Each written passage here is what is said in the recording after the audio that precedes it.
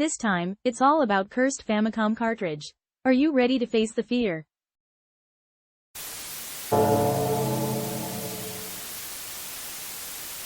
I used to work at a video game magazine company. Back then, I was immersed in video games every day and had stopped reflecting on those times, but after the company went under and enough time had passed that revealing its name wouldn't cause any issues.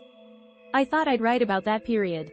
Apart from the usual job content, there were various eerie tales within the company, but let's talk about one related to the software. In video game magazines, there's a page known as the cheat section.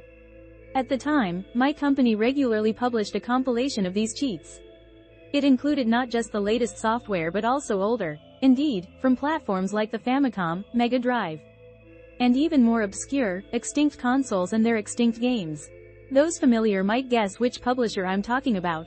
Questions from readers about the cheats included. In the book were supposed to be answered over the phone by the new editors. Any software included in the collection was fair game. One day, as usual, a call came in from a reader.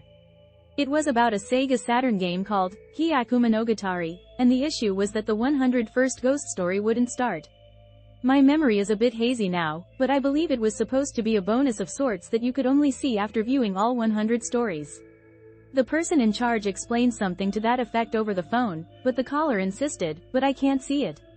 Maybe it's only in the initial shipment." In such cases, what we did was check it ourselves. "We'll check on our end, could you please call us again? I'm short on time, so please by tomorrow." The call ended around 6 p.m. The caller said they would call back the next day at 4 p.m. We had to find the software, play through all 100 stories, and verify the cheat, all while balancing our regular work. Fortunately or unfortunately, it was the deadline day for the DC magazine.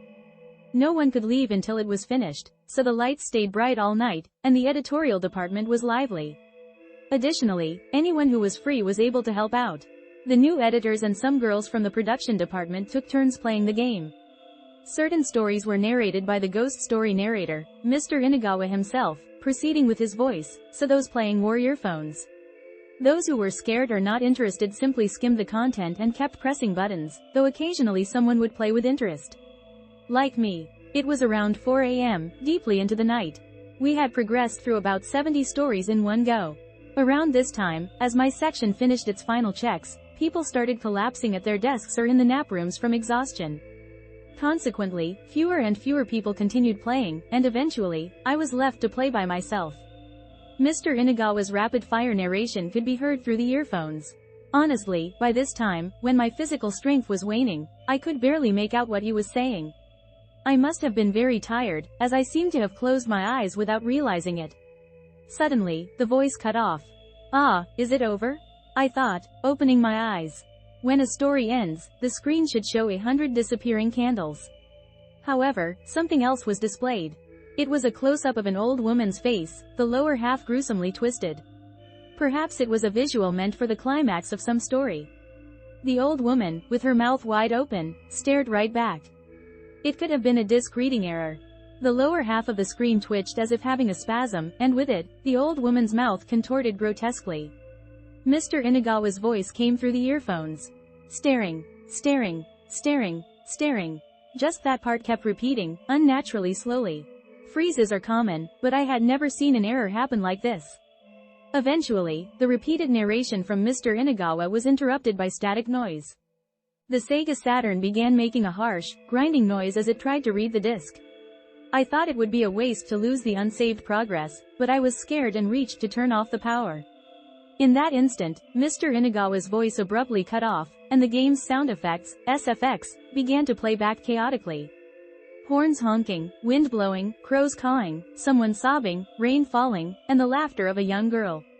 The shaky image of the old woman grew increasingly unstable, her entire face contorting violently. I slammed the power switch off. I remember hearing a man's voice say, "Too late," as it turned off. There shouldn't have been such data. I stood up from my seat as if fleeing and shook a colleague awake, desperately handing him the controller. He woke up confused, not understanding the situation, but smiled wryly and agreed to my plea to continue because I was scared. He clearly thought it was foolish, but there was no helping it. However, he returned in a sour mood after just a few minutes. "The date is gone. The switch had been turned off, and nothing was displayed on the monitor. Yet, there seemed to be a faint reflection, with the outline of the old woman dimly lingering. Turning the console on with the cover open allows for a check of the saved data. It was stored in the console's memory. But, the data was corrupted. Normally, the game's title would be listed in half-width katakana as Hyakumonogatari, but instead, it displayed GGGGGG.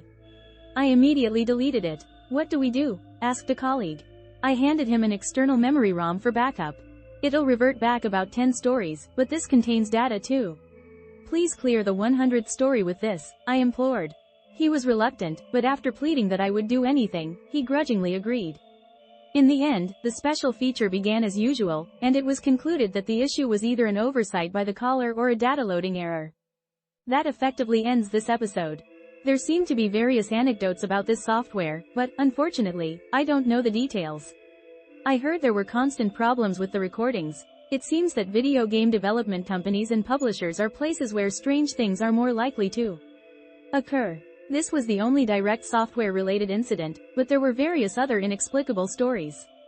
The blurred line between day and night, the constant presence of people, the abundance of machinery, and the high number of exhausted individuals might be factors that attract strange phenomena. So, how was this story? The terror of being alone late at night in the workplace. When you're staying up late alone, don't forget to occasionally look behind you.